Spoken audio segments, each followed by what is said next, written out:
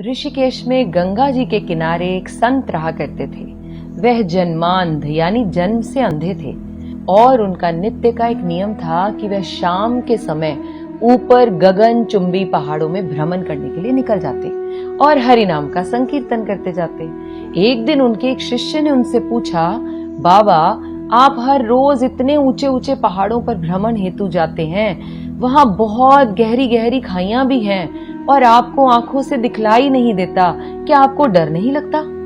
अगर कभी पांव लड़खड़ा गए तो? बाबा ने कुछ नहीं कहा और शिष्य को कहा कि शाम को तुम मेरे साथ चलना। पहाड़ों के मध्य थे और बाबा ने शिष्य से कहा, जैसे ही कोई गहरी खाई आए तो बताना। दोनों चलते रहे और जैसे ही गहरी खाई आई, शिष्य ने बताया कि बाबा गहरी खाई आ चुकी है। बाबा ने कहा, मुझे इसमें धक्का दे दो।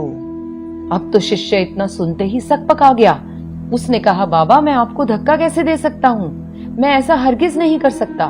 आप तो मेरे गुरुदेव हैं, मैं तो किसी अपने शत्रु को भी इस खाई में नहीं धकेल सकता।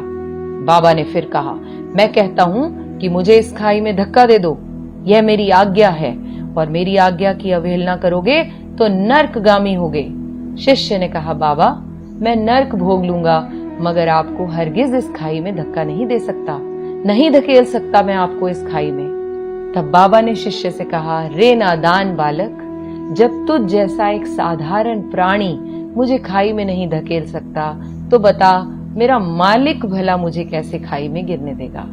उसे तो सिर्फ गिरे हुओं को उबारना आता है, गिरे हुओं को उठाना आता है, वह कभी भी किसी को गिरने नहीं देता। जब जब आपके मन में ये बात उठे कि परमात्मा ने क्या मेरे लिए कुछ सोच भी रखा है कि नहीं, क्या वो मुझे जीवन भर ये कष्ट ही देते रहेंगे, ये मुश्किलें ही देते रहेंगे, क्या परमात्मा मेरी तरफ देख भी रहा है या नहीं, तब उस पल अपने आप से कहें, वह पल पल हमारे साथ है, बस हमें विश्वास रखना होगा उस पर। मेरी हैसियत से ज्यादा मेरी थाली में तूने परोसा है, तो लाख मुश्किलें भी दे दे मालिक, मुझे तुझ पर भरोसा है। अब इंसान है, कभी कभी तो यह विश्वास भी डोल जाता है। जैसे ही डोलने लगे याद करें यह मेरी स्टोरी और हाथ जोड़कर उस परमात्मा को शुक्रिया करें, हर पल हर क्षण।